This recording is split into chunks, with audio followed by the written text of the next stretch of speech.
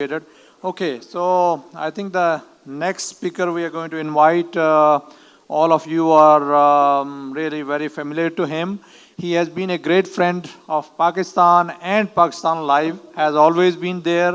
Whenever I called him for anything, he's there. And doesn't matter how busy he is, he has always made a point for last so many years to be physically here in Pakistan Live. And I'm so thankful to Dr. Xiaoling Chen. So we have requested him to basically give a talk today on, again, bifurcation. We all know that he is basically the father of, I would say, crush technique. So what we have been discussing, and I requested him to give a talk on how should I treat an isolated LAD or circ osteal stenosis, either use a single stent, double stent, DK crush, his favorite, or any other technique. So Dr. Chen, thank you very much once again for being here. Thank you, Dr. Bashir Hanif. Which one? Okay, I see. So once again, I'm very excited at this moment to again participate in Park Life. Recently, because now is a post-COVID-19 stage, so there are very few direct flights from China to Pakistan, but it doesn't matter.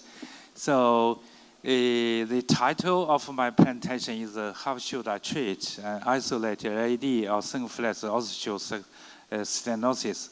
I never presented such kind of title. I think it would be very challenging, but the title of the presentation reminds me of a story a long time ago. So almost 7 years ago, we tried Asia Pacific Bifurcation Club and the CBS meeting, tried to connect, combine, work together with the European Bifurcation Club to take the global consensus about the treatment of Medina 001 or 010. So it should be isolated LAD sync-flex osteal stenosis. But finally, because of many political issues, we stopped the project. And so far, no answer for such kind of lesions.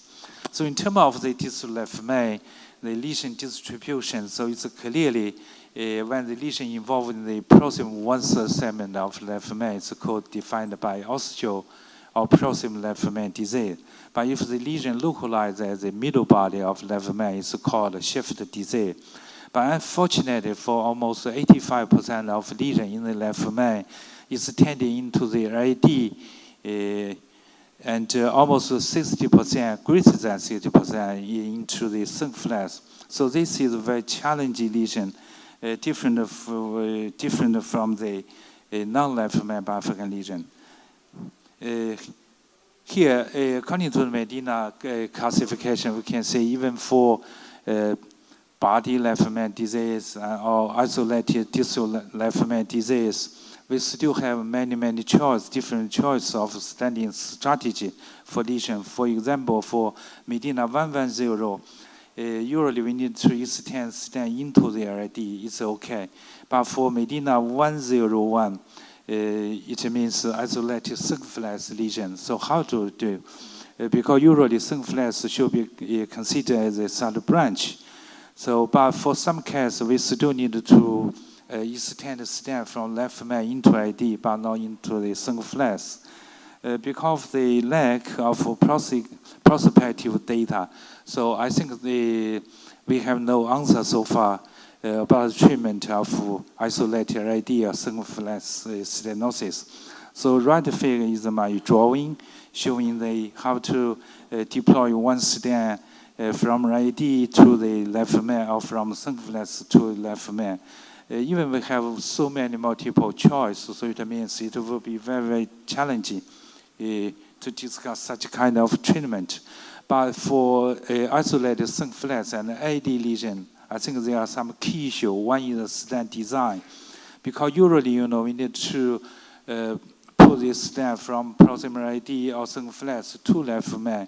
So if the stent size could not be fully over-expanded into the left main, that will be very problematic for inducing high rate of stent thrombosis and restenosis. Here the table chart show how should we select the stent platform. For example, Zeiss Sierra. So if the stents are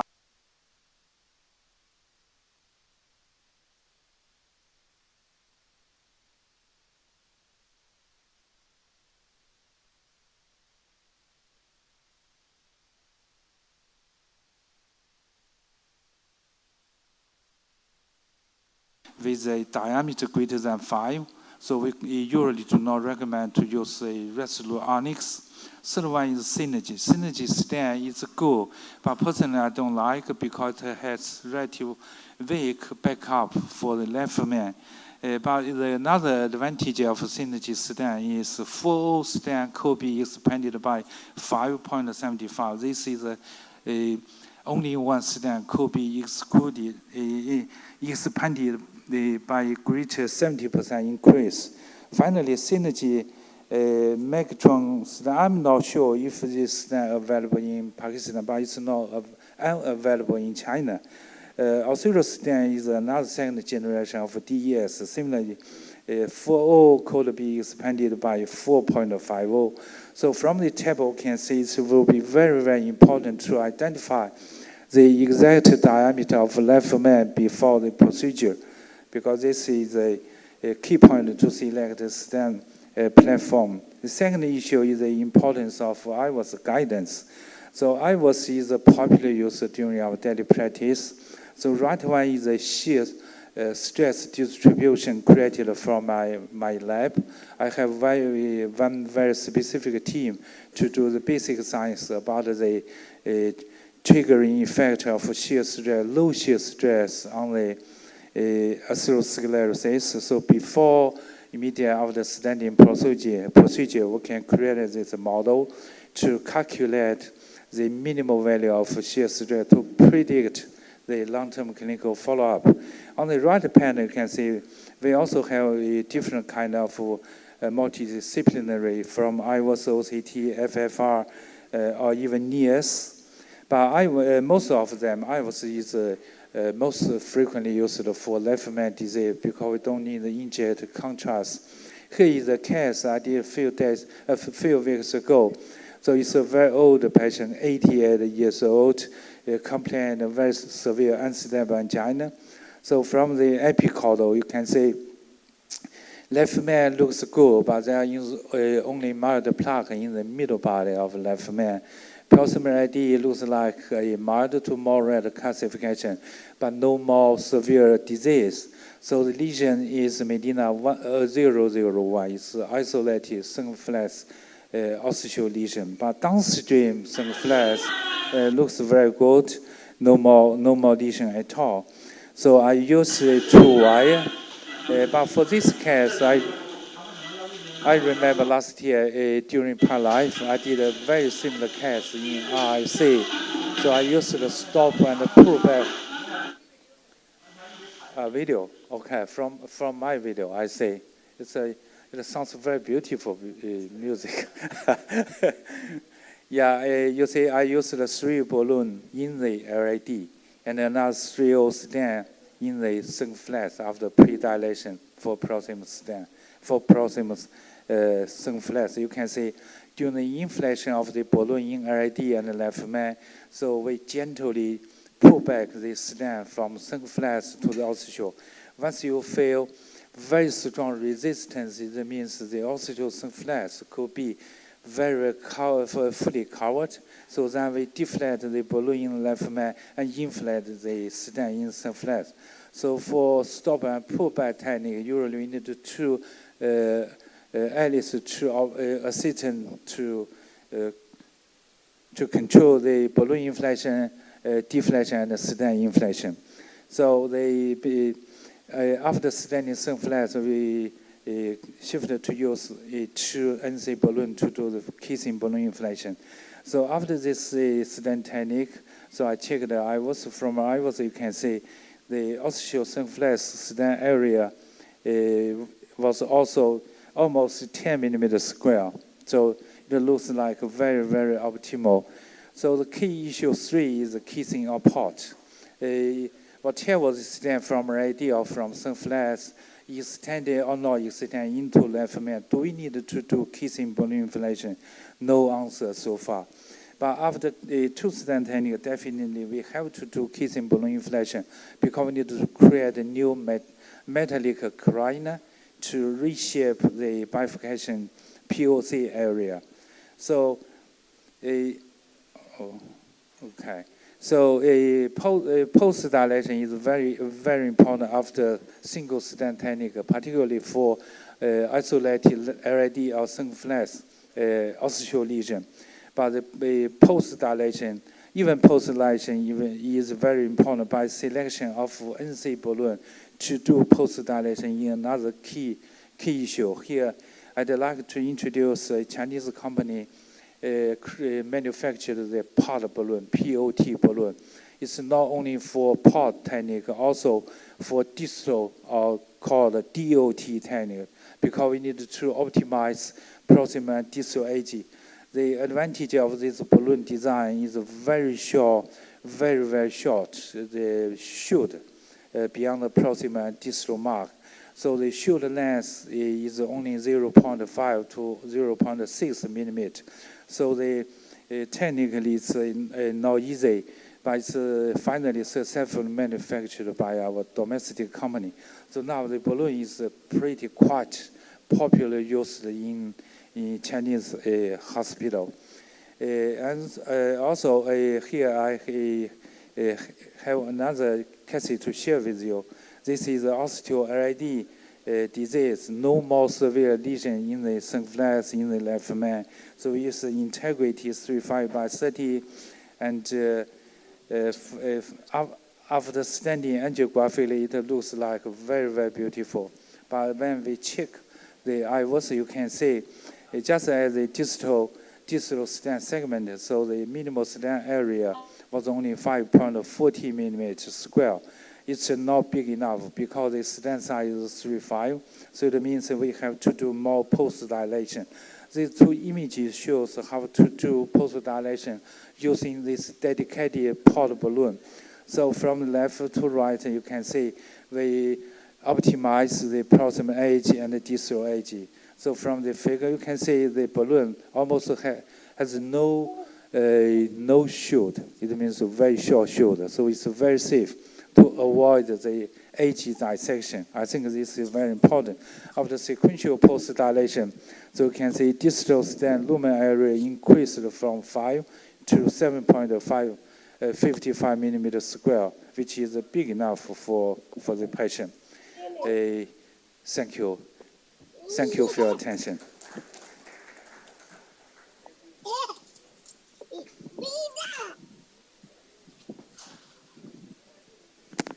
Thank you so much. I think you have another session you have to go to. So if anyone has a quick comment or question before he goes to the other session. To explain that. Yeah, distal optimization technique, I said, I still recommend to use the DOT balloon because the distal shoot is very short. So for use of conventional NC balloon, we always concerned about the distal edge dissection. By using DOT balloon, no problem. Thank you. Thank you. Okay, if no other comments, I think thank you very much, and we'll see you later on again, so you can move to the next session. So I think it's the perfect timing after this talk on bifurcation and osteal circ and osteal LAD. We thought we'll present the actual cases of osteal circ and osteal LAD and see, get the comments on how it should be treated, either osteal stent coming to the left main or not. So I think very interesting two cases, and we will discuss those cases. So for the first case, I would like to invite Dr. Zubair Akram to come and present the case. It's a true osteal circ lesion, and we'll present the case, then we'll have the discussion, and then he'll tell how he did it. Thank you, Dr. Bashir. Obviously, it's a dilemma for the interventional cardiologist to deal with 001 lesions, as wherever it is, but it becomes even more complex if it's involving the LAD osteal or the circ osteal, and more complex if the circ is a dominant vessel. So now I'm going to take up a case that is the treatment of isolated osteal circ stenosis. Can I have the next slide, please? Next slide. Okay, I didn't know. So it's the video I am going to show you is a 38 years old male presented with typical chest pain. He had normal renal functions, no other comorbidities, non-diabetic, non-hypertensive, just a positive family history. And he presented with acute coronary syndrome with the chest pain, and ECG was unremarkable, short bedside echo showed an ejection fraction of 50%, and troponin I quantitative was done, which was significantly raised. ECG was unremarkable. So just getting to the history and the raised troponin, we went ahead with the angiography. So this is the first shot. You can see it's a epicaudal and a RA caudal view. From the right, from the first shot, you can see it's almost a normal looking left main. It's a trifurcation. And this circ is a tight osteal, and it's a dominant circ. Then we have got an intermedius, which looks like having a mild to moderate disease, and LAD looks disease-free as far as the ostium is concerned. So, the patient, young one, coming with this sort of a situation, dominant circ, trifurcation, tight osteal. So over to Dr. Bashir and the panelist. How would you approach the case? Okay, so very, very interesting case, true, I would say 001, and dominant circ, only ostium, left main, and rest is clear. So from the panelist, Numan, if I ask you, how would you deal this patient if you were doing the case at that time? So now you can see, this spider projection as well. Now it's very clear, it's a moderate intermedius and this dominant circ with a tight osteal. Thank you. Over to Numan. Lesion needs to be addressed, obviously. I think imaging definitely will help to see how much of the plaque in the ostium, the left circumflex, is extending into the left main. If left main looks free of disease and not much plaque extended to that, then you can try to nail the stent in the ostium of the left circumflex. The other things to consider are drug-eluting balloons, although there's not good data behind it, but that's something, a consideration over there as well. Obviously, after you get good result with angioplasty, then you can consider without residual stenosis a drug-eluting balloon option over here as well. But nailing the left main, if there's no disease on IVUS imaging in the left main, not much plaque extension would be a reasonable consideration. If there is significant disease on the IVUS, significant plaque extending, then you would have to change your strategy. Dr. Tariq, you are so fond of, this cutting balloon and high pressure open NC, which we rarely use, but you are very fond of these sorts of gadgets. So over to you for your comments. First, I would like to differentiate from the SCAD because all the coronaries are looking normal in young patients, so it could be a localized dissection. So IVUS will help, either it's a disease segment or it's a dissection. And if it's a atherosclerotic disease, because the left main is a very large vessel, so technically it's not that difficult. We need to save that and stent because it's a very large left main. So projecting a few struts across the ostium of ramus and then stenting. But first we should differentiate whether we should stent it or leave it alone. So you won't come into the left main? No. Okay. Dr. Asad? I think that, so again, I was definitely important. So luckily, I think when you have an ostial circ lesion, for me, I am actually hoping that it's a dominant circ and not a non-dominant circ, because if a non-dominant circ, you're always in the dilemma whether you come into the left main or not. For this sort of a lesion, luckily the OM ostium has less than 10 millimeter lesion, so definitely wire the OM cutting balloon of the ostial circ, and then I'll definitely bring the stent back into the left main. So if I have to bail out the LAD or the circ, I can I have a balloon place for the balloon to come back into the left main for tap or whatever I want to do, a cool out or whatever. So for this sort of a thing, I'll always bring the stent back at least to the mid left main or to help me bail out later on if I have to. But there is a lot of discrepancy, mismatch between the left main and I this. think you can easily put in a 3-5 stent in the circ, and then for a 3-5 you can easily, if you put a Zions or something, you can push it to a 5-0 with a pot balloon. Okay. Dr. Kenny? Yeah, it's a very tricky situation. It's a very dominant circumflex, and the trifurcation, I think I'll do the same. I think I'll just pull the stent, I'll do the circumflex, dominant circumflex, and put the stent in the trifurcation as well, and then put one stent in the left main, and with the provisional kind of stenting, and if the bailout kind of a thing, then I'll do that. But I think you'll have to be, keep yourself prepared for all the kind of worst thing, because a huge left main stem, and you have to have the right side of the stent on your shelf all the time, and then all the complications which you anticipate while you are doing all these procedures that should be in your mind. Dr. Babar? Yes, I partially agree with Dr. Asad Akbar, but what I will do is put 3 wires in all of the 3 vessels, because it doesn't look like a simple case, it looks a complex case.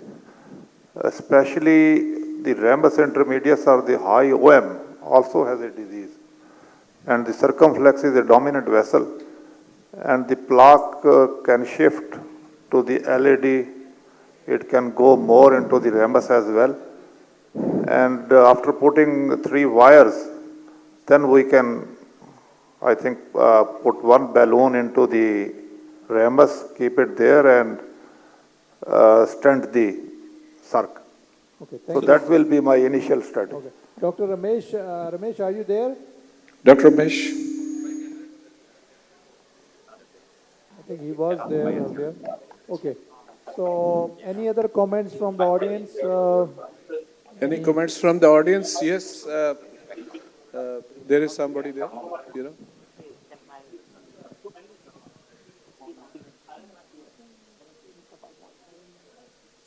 Just introduce yourself first. My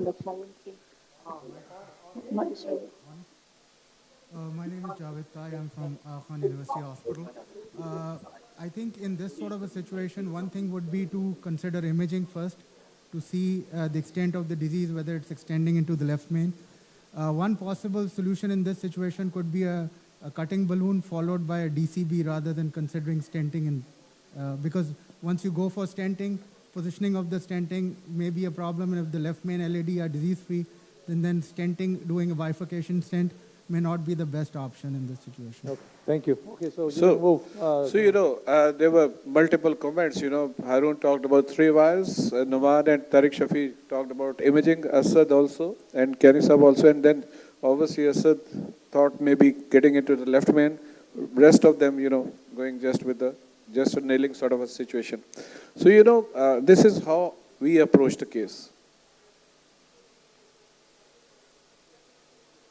So, you know, what we did was, first of all, the first thing which we did was to get to a 7 French guide. Initially, the angiography we did was 6 French guide, and obviously the radial artery was not too good. And to get a better support and to get a, you know, better 7 French guide, you know, we switched to this femoral approach. And as you can see, and as recommended by Dr. Harun, you know, we had put 3 wires. And then, obviously, as everybody was saying, imaging. Obviously, you can see the imaging. It's the IVUS catheter going into the circ, and then you can see the pullback. Now, you can see there the pullback from this pullback to the of IVUS, and then as it gets to the ostium, obviously, you can see a big plaque, you know. And then obviously the distal reference diameter, obviously we circ ahead of the lesion, it was 3.5. And on this left side, you can see it's the ostial circ pic, and obviously it showed a big plaque, you know, and a very, very severe narrowing of the ostium of the circ. We didn't see the left main. Was the left main free of disease? Because Yeah, you can see, you know, there left main was free of disease, you know, it may not be visible. Then what we did was, then obviously we, as it was a 7 French guide, we got this IVUS now on the LED wire. And first of all, we introduced a stent. It was a 3.5 stent in the Circ ostium. And what Numan was telling, we decided to deploy this ostial Circ stent under IVUS guidance. And you can see we are just right there in the ostium of the Circ. And if you can see this 3 o'clock position on your IVUS mode, you can see the stent right there. So, we were quite accurately placed there at this 3 o'clock for the stent, And, there you can see, it's a stent going there. So that was our strategy, as Numan was suggesting, doing ostial Circ stenting with 3 wires in and under the ultrasound guidance, IVUS.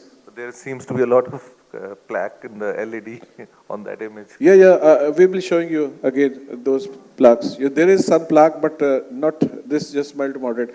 So there it is,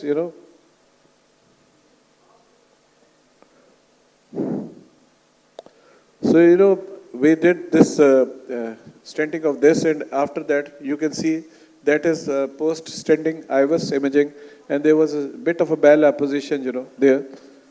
And then, you can see a bit of a bell apposition at the Circ stent, but obviously Circ otherwise is nicely dilated.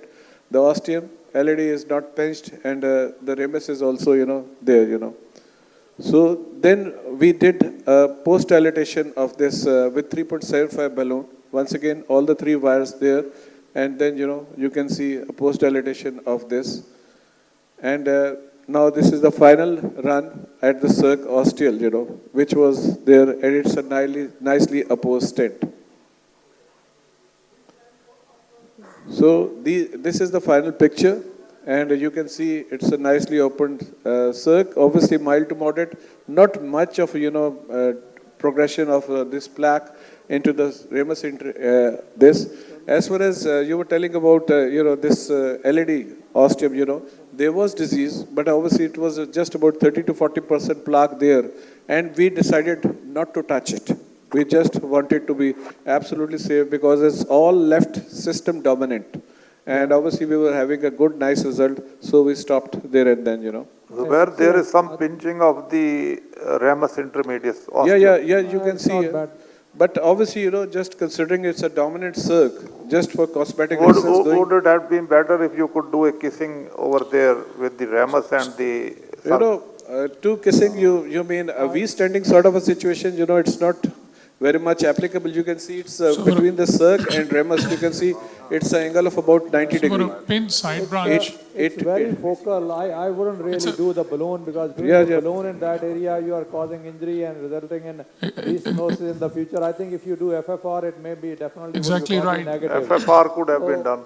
so, I mean, it's difficult to cross with an FFR wire, but the studies that have been done, if you more than 75% stenosis in a side branch, only 27% of those had actually a significant FFR. So most of them, if a decent sized branch only, then you would consider, even in those branches, only 27% had angiographic appearance greater than 75% stenosis, only 27% significant FFR. So most of them, if it's TIMI-3 flow, as you left alone, you leave them alone, don't need to We do have to anything, and move patient on. is But really ramus free. is a sizable vessel. Thank you. We have to move on because they're ready will be ready for the live case. I think LED, I personally probably would not have even put the 3rd wire in the LED because LED ostium has some plaque, but it's free of disease, and especially if I'm trying to do ostial, it's unlikely that you're going to need anything. But excellent demonstration of IVUS and ostial nailing of the very complex disease. Thank you very much. And next, I would request Arslan to come and show the ostial LED case and how he did it. And then we are going to go to the live case from Singapore. They're waiting.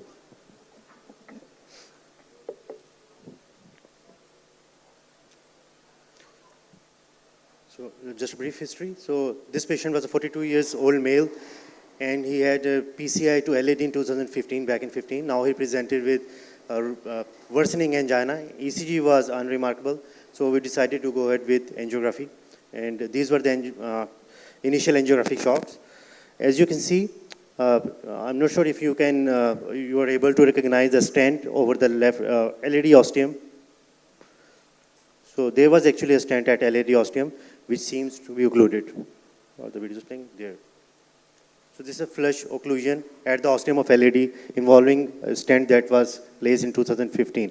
So the patient didn't infarct this time. So our supposition was that this was a gradual sort of restenosis, not stent thrombosis, because the stent was placed in 2015. And if you look at these RCA injections, you can see that LAD is filling retrogradely, so showing that the LAD has been collateralized over time, and this was a gradual restenosis getting up to the total blockage of the stents. So now, and the LV is also preserved, so it has not infarcted. So how would you manage the case? So it is a total occlusion at the LAD ostium involving a gradual re-occlusion of a stent. Let's get two quick comments before we move on how he did it. Asad, how would you proceed with this case? I think a couple of issues. First, that there is an sort of ISR of that ostial circ as well. So definitely. Do you think this is ISR because it's like It's an 8 years underdeployed after stent, that, maybe so a it's smaller just stent that process. has been put in, Okay. probably on an under-prepped vessel. The question now is whether you should try stenting the LAD or you should consider cabbage at this point, because if there's a stent failure already in the circ and you're gonna have to fix that as well as fix the LAD. So maybe cabbage is one option that you should consider in this case. Secondly, if I was to do this, obviously wire the LAD first, and then I'll probably optimize the circ before I do any strategy, probably a DK crush or something. The problem with DK crushing is you'll end up with 3 layers of stent at the circ ostium because you're going to stent it again. So probably provisional across into the LAD. Ostial circ Nahi, has a circ- stent? No, no, no. circ doesn't have Ostial a circ is stent. almost It has disease-free. stent. It doesn't have a stent. The stent was at LAD ostium. LAD ostium. Okay, because There wasn't the anything image at the to circ me, ostium. looked like it was in the circ. And obviously, surgical option was considered. The patient was discussed about it, and he was of the view that he wanted us to try for the interventional approach first before he Then goes to surgery. definitely optimize that stent first, maybe NC balloon or a cutting balloon before you put in another stent, and then a provisional stenting strategy from left main to LAD. Naman? Yeah, I mean, off-pump lima is always a consideration if there's a stent failure in ostial LAD, so that should be discussed. If he's not willing for that, then, likely left main to LAD, provisional approach, but imaging will help define how, if you need to go with 2 stent, if it meets the complex criteria. But initially, by visually, look like that would be the strategy to go for. And in terms of if it's in subacute occlusion, chronic occlusions, it's and you can start with don't have to go with the dedicated CTO approach, but start with a pilot 50, probably feel the lesion and then go further in terms of how would you proceed with that. But dual injection. So we tried to cross the lane with 100, cross it 100 XT, and we were actually able to advance the wire down to the LAD. And after some pre-dilations, this was the result. So we were left to this situation. Now the question comes how many of you would like to nail this LAD and how many would like to go ahead with crossover stenting? Dr. So just short comments, please. What would you do? From the left main to LAD. It's difficult to nail here, from left main to LAD, provisional. And then finishing with kissing balloon. So size, there is a significant size mismatch. So what size stent would you use there? I will size according to LED, probably 3.5 stent will be okay for Okay. Dr. Kiani, would you do the left main to LAD? First, the cutting balloon preparation for the. Yeah, I think it's a big left main. I think it should be a 4.5 or 5 stent with this kind of left main. So left main to LED. The other thing is that it's infarcted. Okay. No, it's not infarcted because the anterior wall was moving on LV. There was some kind of hypokinesia in that. So, there was some hypokinesia, but patient sorry, didn't infarct. actually ECG was also. they are ready in Singapore. Quickly, just show us what you did. So we decided to go ahead with ostial nailing, and we were actually able to place the stent right where we wanted it to be.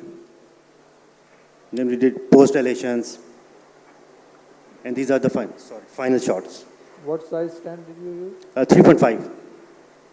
The initial stent was 3.0. Now we use 3.5 and post-dilated it with 3.75 NC. And these were the final results. The circumflex ostium was preserved as well. Did you do IVUS or anything? No imaging was done in this case. Okay.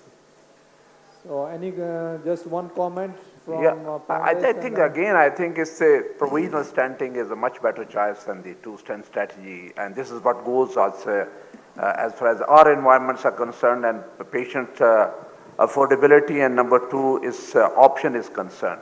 Okay. Thank you very much. I think it was both, sorry, it was the right strategy. excellent, Crossing over from Harun, left sorry. main to LED. But if you, I don't know which stent you used.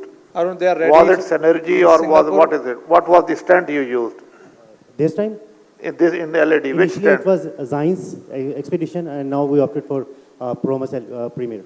No, it would have been better for Synergy or Synergy Exactly, Megatron, budget. because Due to then you can budgetary expand it in considerations. the left main most. Okay, thank you very much. Great, both the cases. Thank you. We are going to go to Singapore now for the live case, where Dr. Fahim and Fahim Jaffrey and his team is waiting over there for us. So, can we switch?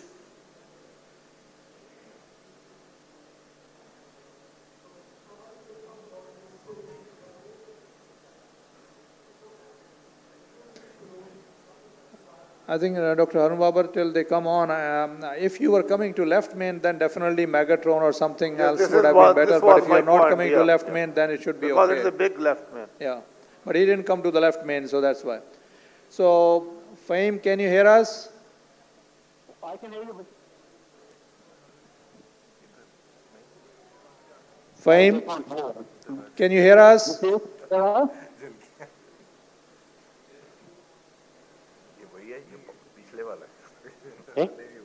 hear me? Yeah, can you hear us? I can hear you. Can you We are not able to hear you.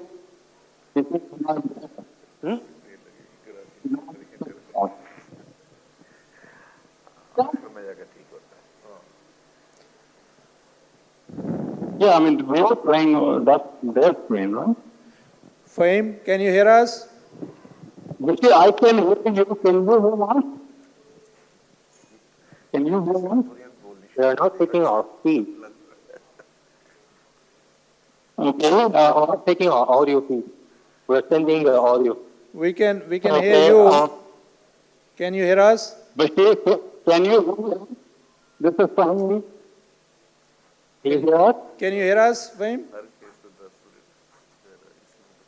We can. I can hear you. Can yeah, you? Yeah, we can hear you now too. Please go ahead. Okay, all right, good. So thank you very much. Finally, Let me Assalamualaikum, just everybody. thank you very much for coming again. Every year you have been kind enough to show us the case, and I'm sure today it's going to be a very interesting case. Also, we have a great panel of experts team who is sitting here: Dr. Noman Nasi, Dr. Tariq Shafi, Dr. Asad Khan, General Azhar Kiani Saab, and Harun Babar. So they are our panelists over here, and we have a lot of audience here too. So over to you. Please introduce your team and the case. Okay, so Assalamualaikum everybody in Lahore. Welcome to Singapore. It's afternoon here, it's morning at your side. Thank you for inviting us for this wonderful session. We need a lot of help. We've got a very sick patient over here, and we have a lot of problems. I'm glad that you all are there to help us. Let me introduce all of us. I'm Fahim Jaffrey. My partner is Dr. Hoswa. He doesn't need an introduction. He's one of the master interventionists here in Singapore. Fahim, there is a lot of echo in your helping us voice. With this case is one of my colleagues, Dr. Randall Lowe, who's at the back end, Dr. Diana Cruz, who will in a short while, who will go over the IRIS findings with us. Dr. Deborah Lee, who sort of helps facilitate the case. And the rest of us, and Dr. Bharat, who is also supporting us at the back. We have a huge team over here. Rather than name everybody, I'll just say that we have one of the best teams in the CATHAB, and they're all awesome and amazingly supportive. Fahim, sorry to interrupt. Actually, we are getting a lot of echo. We are having a little difficulty in understanding you. A lot of echo in your voice. I don't know if they can do anything over there. A lot of echo. They're saying they're getting a lot of echo. So hang on for a second. Let me get the technical people to sort this out. Meanwhile, can we have the slides up there? I know we are able to hear you, but a lot of echo, difficulty in understanding a little bit. Lot of echo, all right. How about now? Maybe I moved behind. Can you hear me now? A little better, but still there. I don't know if the tech people will have to tell us what's going on. Can we get the slides up?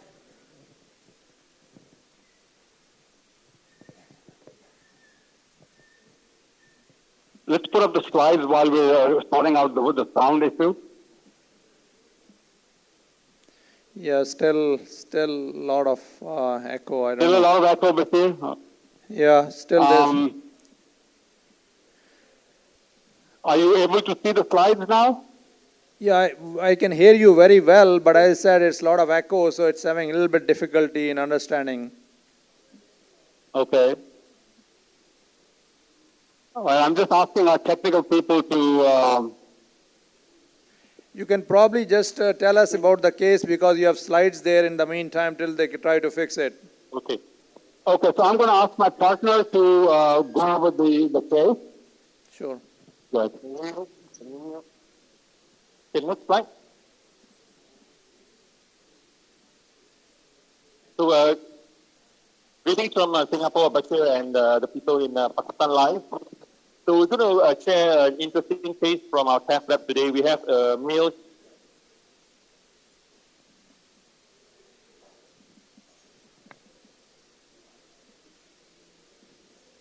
We lost you.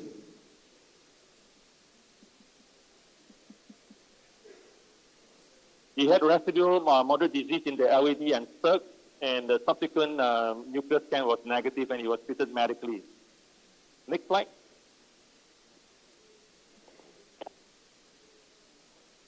Go to the next slide. So he was seen in our clinic in February for angina, and the echo at that time showed that EF was 45% with inferior wall being akinetic. So in view of his known residual disease in the LAD and circ, he was listed for an angiogram in our cath lab. Next. So these are the still images of the patient. You can see that he has a very critical disease in the mid-LAD, and there's some moderate disease in the left circumflex and OM. And the RCA, you can see that it's an occlusion in the mid-RCA onwards, which involves the previous implanted stents. Next. So he was referred for CABG because of the triple vessel disease, and the patient declined CABG. And when we reviewed it in clinic, he was still having limiting angina. You can see from the medications that he's really on optimal med. So he opted for high-risk PCI. Next slide. So we managed to do a CT coronary calcium score prior to the cath, and you note that very high calcium score, especially in the LAD. Next slide. So there are challenges with this patient. We have a very calcified LAD. You can see from the image it's a bifurcation, probably a 111 Medina, and the EF is 45%, and we have an RCA CTO. So I'll now pass over to my partner Fahim to discuss about the strategy. Okay. Right. So, Bashir, are you able to hear us clearly or not really? A little better. It's better now.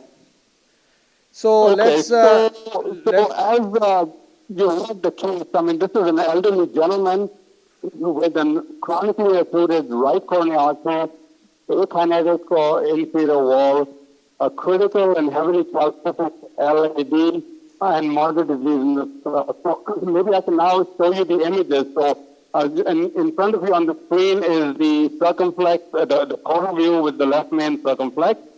And this is now the LAD, and I'll let it play for a second. You can see that there are collaterals going to the RCA, and it's quite calcific in the mid-LAD, south of the diagonal, and is also calcium proximal to the diagonal. Next image, and this is just an audio cranial view. So I'll stop here and see what your thoughts are on this gentleman who is quite unwell. and I'll explain how things went, but I want to know what your thoughts are because we need a lot of input and help regarding this case. What would you do with this? Okay, so let me try to get some comments from our panelists. Dr. Asad Khan, how would you do it, this case? Because my concern is going to be, obviously, there's a lot of calcium, and if you try to use atherectomy and there are collaterals going to the right, you will have some problem with that also. You may have some kind of no reflow, and then you will have only circ left, and EF is around still 45, which is not that bad, but there would be a possibility of patient having hemodynamic compromise. So, Asad, there are two questions to you. One, would you consider any hemodynamic support before starting this case? And second, how would you deal with it? Yep. So a great, very complex case, especially the fact that left side is supplying the right coronary artery as well. Imaging up front for sure. Question regarding atherectomy, I don't think there is a question of that. You cannot do this case without atherectomy. You'll have to do it. You don't want an under-expanded stent in that LAD when it's the main vessel supplying everything. But you probably will need to IVAS that diag as well to see if you need cutting balloon or can you just do it in an NC balloon. Definitely, whatever hemodynamic support you can get. I see a balloon pump there already on the latest images, so probably that's what they've gone with. Impella would have been even nicer, but again, depending on availability and stuff. So imaging, atherectomy for sure, and then hemodynamic support for sure, yes. Numan? And a 2-stent strategy. Yes. Okay. I mean, it has the cramped track appearance, a lot of calcification. Fluoroscopically, you don't need IVUS. I mean, you would need imaging, but IVUS to tell you that this case needs atherectomy. The only issue is doing atherectomy, you don't have a wire in the side branch, and when you're doing that, there's always this risk of losing the side branch. And any thoughts on that? Asad, you use a lot of rota in terms of, you know, I think what about the diagonal protection when you're doing that atherectomy? So actually with atherectomy, the chance of preserving the side branch are better because you are shaving off the calcium. So plaque shift is actually less until you actually NC balloon it after rotablation. So by that time you can have the wire in. And there is no, there's TIMI3 flow in that diag. So hopefully you should be able to preserve that. Okay, Fahim, so you tell us what's your plan. Those are great thoughts, and our thought was sort of on the same lines. We felt that this is heavily calcific. We knew that already from the CT calcium score. We felt that it is likely to need atherectomy, but we just wanted to image it to know what sort of atherectomy and how to go about it. So I'm going to pass this on to my colleague, Dr. Diana Cruz, one of our consultant interventionists, who will just go over the IVUS findings with you. So can you see the IVUS on the screen? Yeah, there you go. Okay, thank you, Dr. Fahim. So this is the IVUS run pre-PCI. Distally, you can see that there's a little bit of a myocardial bridge before you have a bit of fibrous plaque. You can see some septal branches coming in there. And then you start seeing some of the calcification. So near concentric calcification here.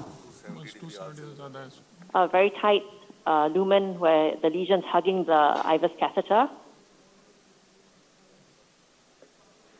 And again, concentric rings of calcification. So lumen gets bigger here. Right. So, Diana, at the tightest part where the calcium is, what is the lumen over there, or the lumen diameter? So this was around the tightest spot that we had.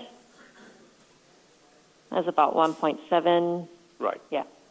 So clearly quite a bit of calcium, concentric rings of calcium, and we sort of had a bit of a debate and in terms of what to do about it, because it's not. You wonder whether the rotablation would touch it because the lumen is 170. You also wonder whether you should do something else like orbital or should you do IVL.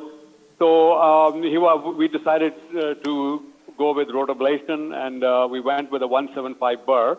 And so let me just show you now so we went basically 7 runs. And so I'm going to ask Eric to can you see the screen now, the angiogram? So we went So, just forward. Fahim, you Next, didn't we went consider 7 runs. like any hemodynamic support in case of no reflow, or was there any concern about so that? we put in up front, we put in a balloon pump. We would like to do Impella. The problem is the cost of Impella. Our concern was that some support is better than none, although, the data with balloon pump is sort of iffy, but we felt that it would be helpful. And so we went ahead and started to burr, and it took a while to cross. I'll just keep asking Eric to forward. So, we kept, ultimately you can see that the flow is pretty good. Next, please. So you started with 1.75? We went with a 175 burr, sort of, the distal vessel is about a 3 to 5 vessel, and, so a burr to artery ratio of about 0.5, 0.6. And here's when things started to get interesting. We had him in the lab. He has a history of COPD, and we had him on with the help of our Dr. Shunwei Wong, who's our cardiac intensivist and is gratefully helping us with this case. We gave him sedatives, and pretty soon after that, he became really agitated and essentially started retaining CO2. We were worried that we had done some mischief, and you can see that can you play that? The angiogram after rotablation looks pretty good. There's no perforation. So the next view, you can see that the left main is kind of okay. And so in the lab, then he ended up needing to get intubated. And so he was intubated sort of semi-electively because he started retaining CO2. We thought maybe there was something else going on. So we put a swan, and his wedge is only 18, so not bad at all. So next, please, forward. And this is the angiogram after we rewired everything. We put in a wiggle wire just to get more support. Next, please. And then we re-IVUS. And Diana, can you show us the IVUS after rotablation? Okay, so this is the IVUS post-rotablation. I'll just forward it to the areas of calcification. I would like to welcome Dr. Ashok Seth online. Thank you very much, Ashok. Dr. Ashok is the president of Asian Society of Interventional Cardiology. So thank you so much for joining us. We are doing this live case. I don't know if you joined from the beginning from Singapore. Fahim Jaffrey is doing the case, and it's basically bifurcation calcified LAD disease. I don't know if you saw the pictures. If you have, then you can comment on that. If you like, we can show the picture for Ashok. Just go back one. Go to that picture back. Okay. That's no. Stop. Now just show this picture to the audience one more time.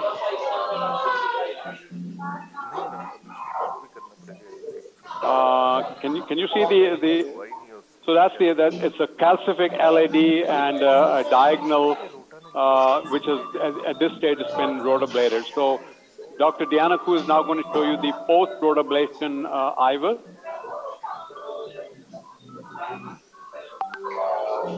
Let's go back to the IVUS now. There's a lot of background noise. I'm not sure where that's coming from.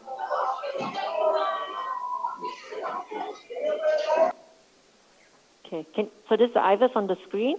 I'll just forward to the areas of severe calcification. You can see here that there's a crack at about 11 o'clock and 6 o'clock with some luminal gain compared to the pre-rota IVUS.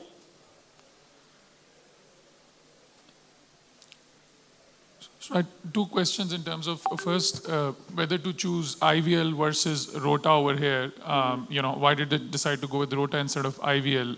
And the other is in terms of plaque modification versus debulking. I mean, Asad felt he wanted to do more, but if you had gotten two cracks in that arc, at 11 o'clock, 12 o'clock position, different area, two different spots, and angiographically looks much better.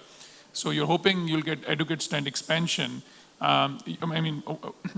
You, I guess, wanted to do more over there. Asad, what were your thoughts on that IVUS plan? Fahim, did you hear the question? Yeah, so if I heard the question correctly, why do rota and why not IVL? So we debated that also in our mind. I think we knew that there was extensive calcium from the TT, and there's a lot of calcium on the IVUS. The IVUS calcium score is quite high.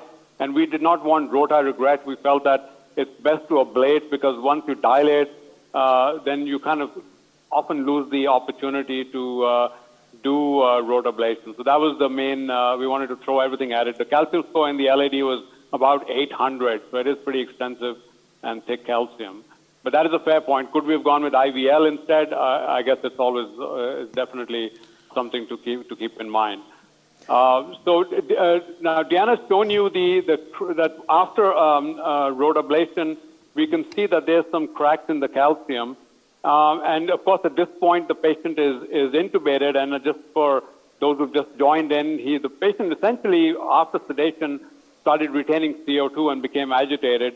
It wasn't a coronary-related issue. His wedge pressure was actually pretty unremarkable, 18 or something. And so now he's intubated, and we then decided that, okay, after some calcium cracks, let's go ahead and dilate this with an NC balloon. I'd be curious to know who would use IVL at this point. So let's go forward to the next picture. So we went with next, please. Fahim, Keep so going. did you check, did the right heart cath, or did you check the LVDP before the procedure for the wedge pressure? No, we put in a swan after he sort of needed to be intubated because I wasn't really sure what the hell was going on, to be honest. But did you check but it's a EDP good before the point where, procedure? an LV EDP would also be just as useful. Okay. Next, please. Let's so this get is now a let's get comments from Ashok. Ashok, if I don't know if you have seen IVUS. So at this point, would you consider doing anything else, IVUS, or go to non-compliant balloon, or would you have chosen IVUS, or rotational atherectomy, or IVL right from the beginning in this case? Hello, Bashir. I hope you can hear me. Yes, we can hear you. It's indeed a pleasure to be with you at the Pakistan Live, and I wish I could be there with you all in person. I mean, I think there's a lot of affection, and I would have just loved to be there. But I'm involved in another meeting, the VALVE meeting in Chennai, and that's where I am at the moment. Thank you so much.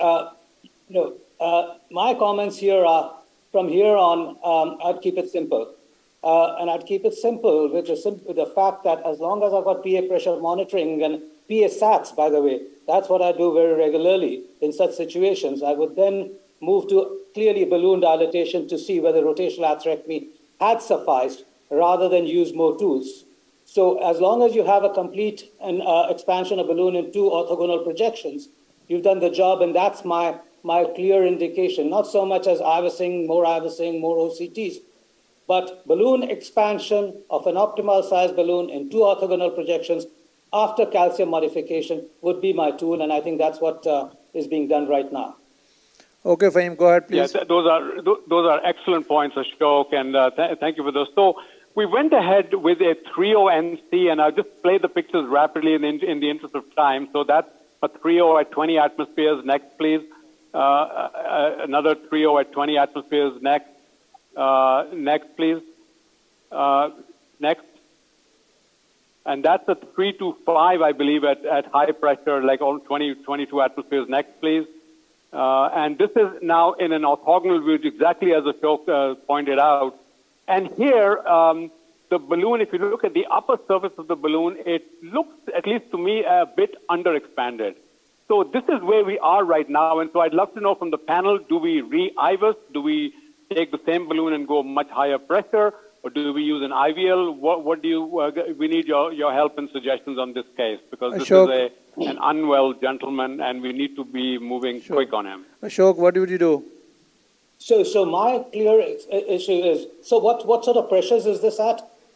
22. And, your vessel size, I guess there is a 3.5. You would have assessed that IVUS. And if it is 3.5, I'm very clear that this requires an IVL at this stage. You want complete and good expansions. You don't necessarily need to get rid of the eccentric stenosis, because at the end of the day, you want lumens, but you'll only get large MSAs if you really crack that deep calcium, and I think you should go ahead with IVL, especially in your proximal segment, where rotational atherectomy does an inadequate job, primarily because there is a small burr in a very large vessel. And here is where you actually need your IVLs, more than in the smaller or 3 millimeter size or less vessels after rotational atherectomy. So even in rototrachea, it does work well in smaller vessels than in larger vessels. I agree 100%, and that is sort of what we were leaning towards versus taking a 3.5 and going high pressure. I think the problem with the 3.5 NC at very high pressure is that you're more likely to dissect it. And as we mentioned that he became unstable, I think largely from respiratory issues, but at the end of the day, this is a big LED supplying a right territory, so he's quite dependent on it. So we're getting a 3.5/12 IVL. While we're getting it ready, I'd love to hear any more thoughts and comments on this. Just one more point, that if you go with a 3.5 non-compliant balloon at high pressures, he is going to expand on the side where this deep calcium is not yielding, which means the opposite side, risking perforations, and not just dissection, but perforations as well. Agreed. What about, while we're getting the IVL ready, maybe I can ask the panel for your thoughts on, or Ashok, your thoughts on using OPN in this situation. We used to use it a lot in the past, and now the pressures of 50 atmospheres do worry us a bit. But I'd love to know what the panel's thoughts are on that. Nadeem, what would you do at this stage? Would you consider using OPN or we don't have IVL unfortunately, but what would be your strategy if you were doing it with the limited things we have? Yeah, I think I would use OPN. I've probably had about more than 90% success at 34, above 35 atmosphere. I think it will open up usually. You know, but I wouldn't use a 1-to-1 size balloon. I think if you have a lumen diameter above certain area, then stenting would be fine. So I think OPN of 3, even if it opens up completely, would be fine. You know, last 2 OPNs I have used, as soon as I go up above 35, both of them actually ruptured. I know people have gone up to 40 also, but I don't know others' experience, but last 2 of mine got ruptured at 35. Can I comment on OPN, please? I use OPN a lot, because we've had it for last 4 years. But here's the principles of my OPN use after calcium modification. Certainly, IVL in such situations falls prior to OPN.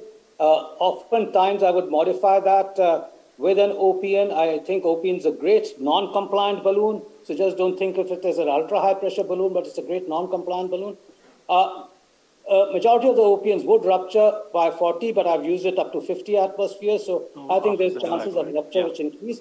But I must say that in a 3.5 millimeter vessel, post-stent implantation, if the MSAs are not adequate enough, even after IVL, is the choice of OPN, and the OPN should be 3 in a 3.5 vessel going up to 40 atmospheres, maintaining for as long as possible, which could be 30 seconds to a minute, 2 or 3 inflations prior to going up on the OPN size, and it should never be without imaging. OPN at high pressure should always be used with imaging. So this is the IVL now, and we're going to shock it.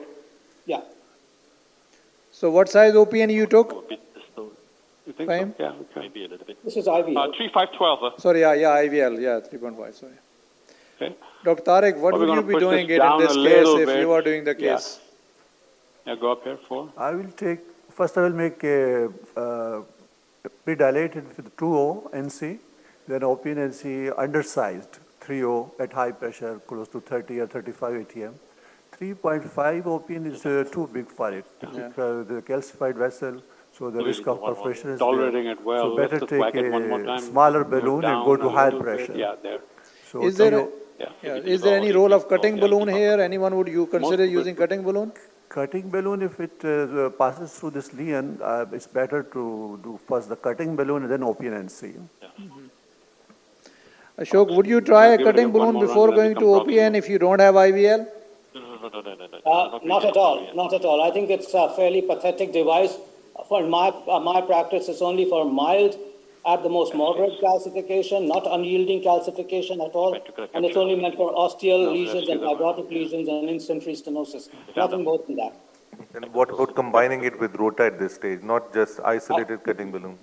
Okay, yeah. So let's whack it here. How many times you have come across complication as far as you are using a cutting balloon? Have you ever got stuck? Come apicaudal. And the blade stuck there over there, and you have a problem pulling out the balloon? Question for Dr. Ashok. So any problem, did you ever face any problem with the cutting balloon when your balloon is stuck in the calcium and your blades are stuck in the calcium, you you have a problem taking out the balloon from that calcium. Ashok, this is a question for you. Like if you ever had a problem while using cutting balloon in the calcium and your balloon got stuck there or the blades got stuck? It's not green yet. It's not green yet. No, not in a calcium, but in other circumstances, yes, within a stent or in-stent restenosis. But the Wolverine overcomes that very well because I think the blades go really well within. And therefore, with the Wolverine, we've never faced problems like this. But in my experiences of many years, I have had blades getting stuck in other situations. In terms of plaque modification, any preferences with, in terms of the cutting balloons, your Wolverine or Angiosculpt or the chocolate balloon, people, some people like any preferences in terms of profile or which one they would prefer? Ashok, any particular preference for any cutting balloon like Angiosculpt, Wolverine or chocolate balloon, or have you used all or just you stick to one? No, I've used all, you're right, but clearly the preference is for Wolverine. I think it's a very trackable balloon now, and of course makes much better sense in terms of if you really got to use a device, it has to be effective, and with those blades, Wolverine is the most effective cutting balloon that there is available. So I think it's fair to use a device which is logically very effective as well. There is no randomized comparison between the two. Let's do the diag, Okay, Fahim. So what's going on? So we've given all 80 pulses in the LAD, and it looks like it's sort of expanded. We have a little distal dissection, but that's not a surprise. So our thoughts are that at this point, we've maximally dilated it as much as we can. So at this point, a good idea would be to address the diagonal. We want to do this provisionally. He's relatively elderly. Unless my hand is forced, I don't think that I want to put a stent in that diagonal. He is quite ischemic. As soon as we went up with the IVL, his ST segments went up. I don't know if you guys saw that or not. Yeah. So that is clearly, he is quite dependent on this LAD. But other than that, his pressure is holding. His PA diastolic is 20, which is pretty good. I still are think you that going to NC the reason again? why he got intubated, no, this one. So are you going to use NC again? You're monitoring his PA's real time now, isn't it? Yeah, his PA diastolic. If you look at the screen, the one that says PA in blue, that's his PA pressure, and it's giving us a pretty good indication of where he is. His PA diastolic was never more than 20-ish, but he does transiently go up when we dilate the LAD. So not a surprise. Fahim, I've always said that you're a very practical operator. Well, I mean, a guy getting intubated just before we go live was not exactly my idea of fun. No, but those that's happen. just the way it is. But you got to predict. You got to predict all circumstances and deal with them. And I think that's. My partner is great, and he's and our team is helping me to get through this. All right, so that's the score flag. So, Fahim, do you think that diagonal you really needed to, because it's a diffusely diseased diagonal vessel, and it's how very far tight. You're right. It's very tight. So I'm just worried that it may just go down. But yeah, that's I mean, I'm happy to hear what others would do down. I mean, can we get away without touching the diag? That's definitely. Nadeem, would you have done anything to the diagonal or just gone ahead with the LAD stenting? I think it depends on the length and the size of the diagonal and the LV function. In people with the poorer LV function, I am quite a proponent that you should totally revascularize. So the poorer the LV function, the more significant any vessel which is more than 2 millimeter becomes. So in a normal LV function, if it's taking too much time, I might leave a diagonal alone with a 20, 30, 50% residual. But in someone with the LV function which is not adequate, I would definitely do every vessel which is more than 220? Yeah. 220 agent. Would you have that's a good point. And I mean, at the end of the day, I'm not sure how much of prognostic benefit there is, but it is a big diagonal. So we felt that it'll be reasonable to just at least open this up with a balloon. Yeah, my only but- concern is, it's a I think- diffusely diseased vessel. If you're not planning to stent and just doing balloon the whole vessel and then dissection and all those problems, going back into that diagonal may be a problem Well, we're also. going to do a DB, so we're going to go one step in between nothing and a stent. And in the hands of my partner, who's one of the world experts in DB, hopefully this will be okay. But I mean, I point taken. And then the other issue is always, for me personally, is that when you have a heavily calcified vessel, even when the side branch doesn't apparently look calcific, there often is a nodule or something over there that precludes you from getting decent expansion. And an underexpanded stent is a far worse proposition. Let's go up here. May I comment on this? May I just come in? And then I support the dilatation of the diagonal. Firstly, you don't want, you may say this is diffusely diseased. You certainly want it open and you don't want it closed at the end of the procedure. Sorry? The second thing is I support that whether you use a cutting balloon or whether you use you need to cut it prior to drug-coated balloon. So, It's Diana, what do always you need? better Three, to have a three- modification with a 3048. device. Efficacy is better. And finally, it prevents diagonal closure. We also know that pre-dilatation in such situations where there's high risk of diagonal closure during stent expansions. I think we just have to keep this diagonal open. Otherwise, we have a catastrophic consequence even of losing this diagonal in an impaired LV. So I think the steps are fine, but there's clearly no point stenting it, but keeping it well open and hoping that it stays open in the long term with the drug-coated balloon. So it's a good diagonal. Anif, can I just make this point, just a little bit of provocative point, but this point about underexpanded stents, you see, in a calcified vessel, just for the fellows, if the area of, there is a difference between malapposition and underexpanded. So if you've got IVUS and your stent is showing 20 to 30% under expansion, let's say residual, and you keep on pushing with an NC balloon and it doesn't expand, or even if there's no harm in leaving it as such if you've got IVUS and you've seen that it's properly opposed. So underexpanded does, if you've got an area of more than 4 to 6 millimeter per square in that, and it's, even though it's not round, and even though it's underexpanded to up to 20%, if you look at all the studies, the rate of restenosis and SAT is dependent on malopposition rather than underexpansion. So this fact about pushing the stent to make sure that it's 1-to-1 and looks beautiful in a calcified vessel, I think for the fellows, you should not push it too much. Leaving a stent underexpanded is okay, provided it is not malopposed.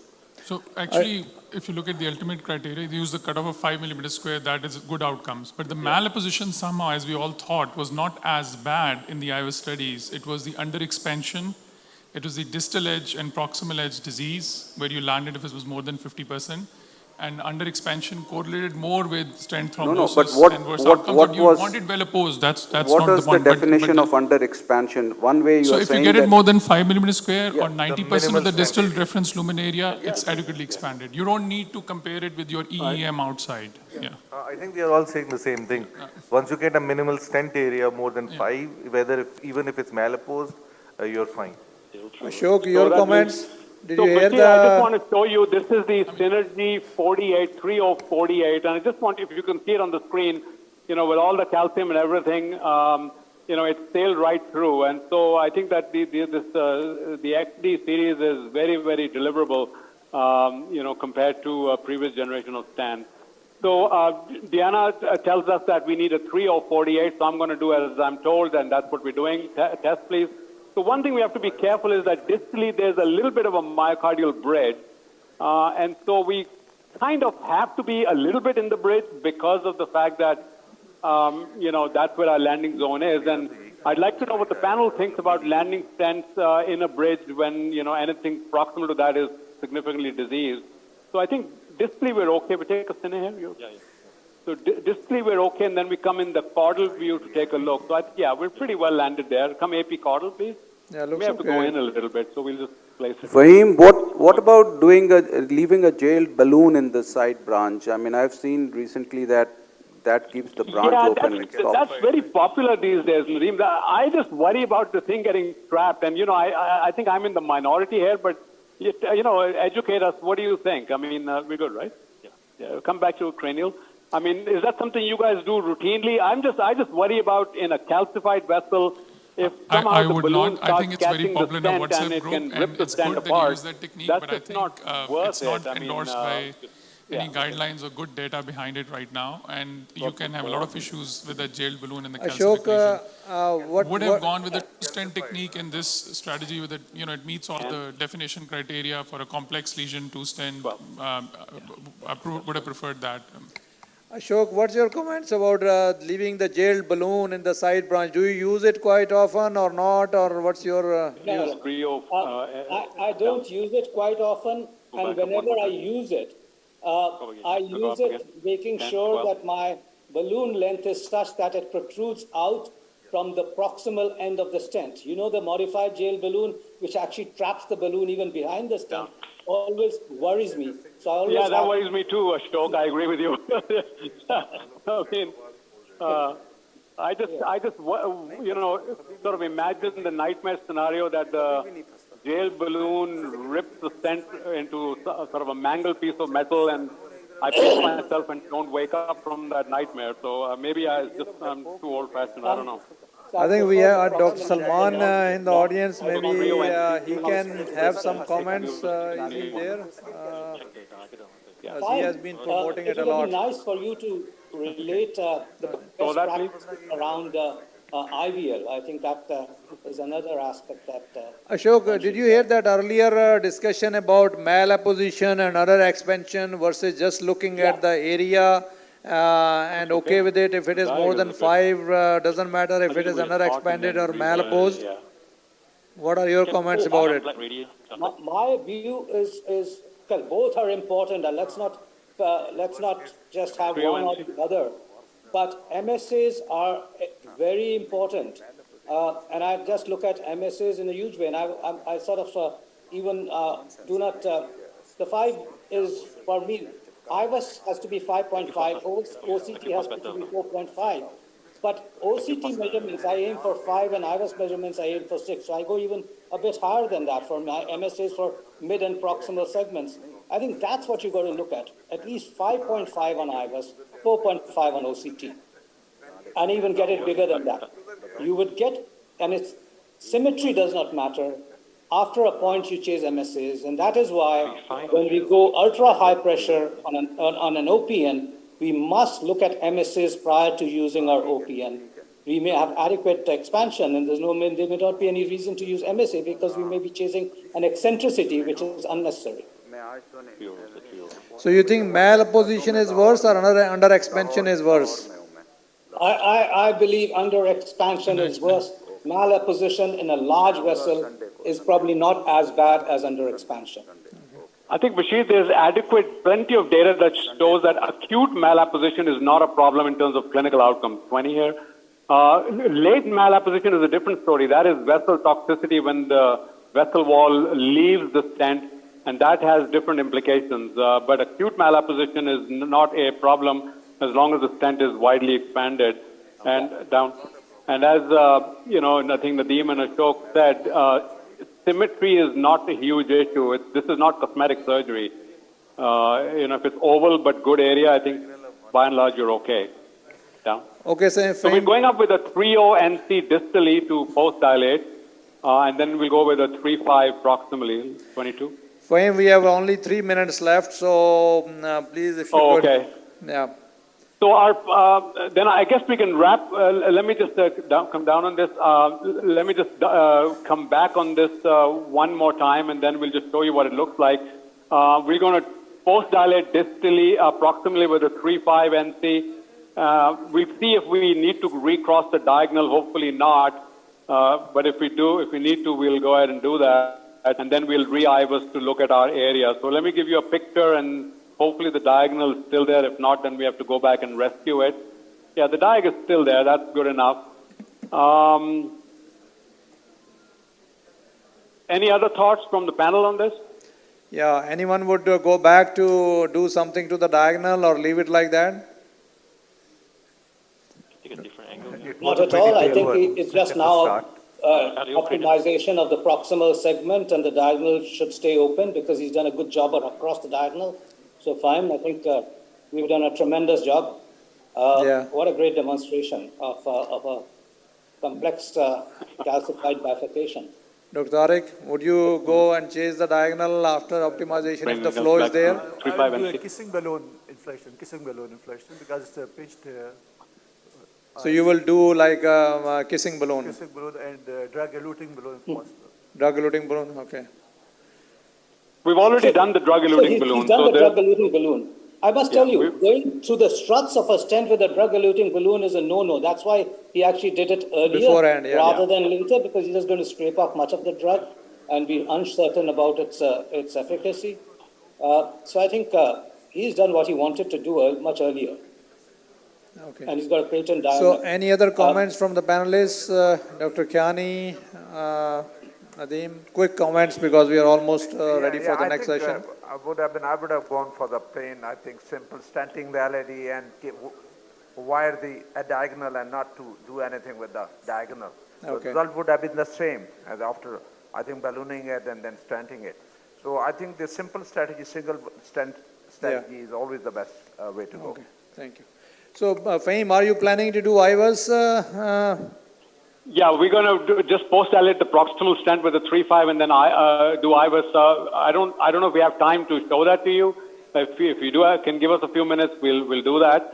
Yeah, if you can do in next 2-3 minutes, then we can wait. Okay, let me... Bashir and my friends there, I must say, what a great case. I have to excuse myself because I have a commitment on the podium at the meeting. But again, love you all.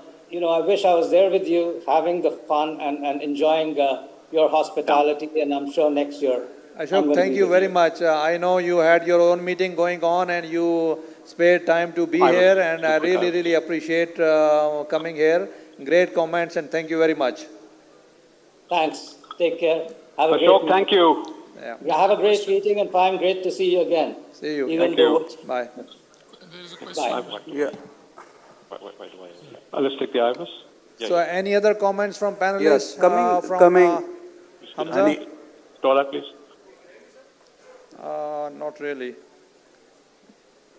So we're just going to do a quick IVUS. If you have Yes, a minute, please. we can show it to you. Yeah, please, quickly. If not, I'm just very grateful to Pakistan Live and to Bashir and the whole organizing committee for inviting us. And thank you so much to the panel for all their help.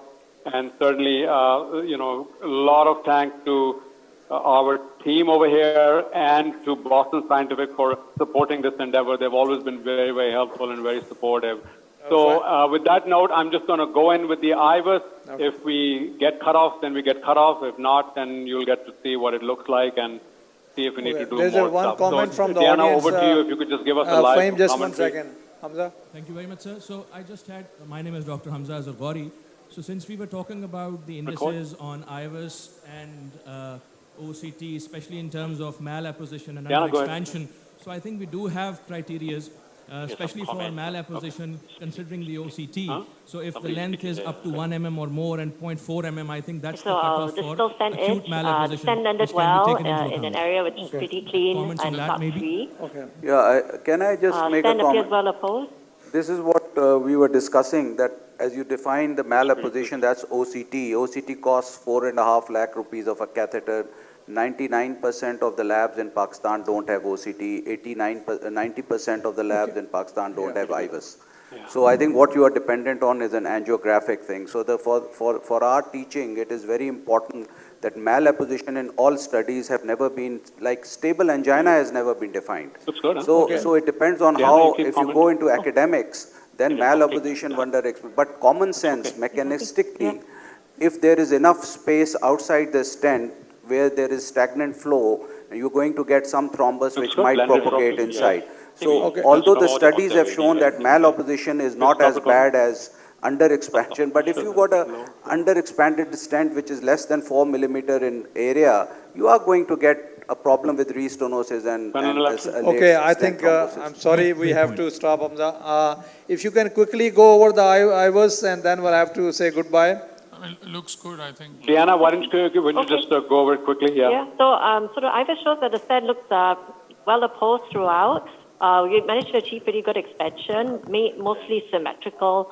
And the areas that were a little bit asymmetrical, it appears that the area looks like it's adequate. What's And- the area? Can you just Yeah. measure it for them just for the... So this is in the mid stent, I think. Yeah, 7.5, yeah. Yes, great. Okay, so thank you so much, Fahim and your team. You have always been so supportive and do the case every year.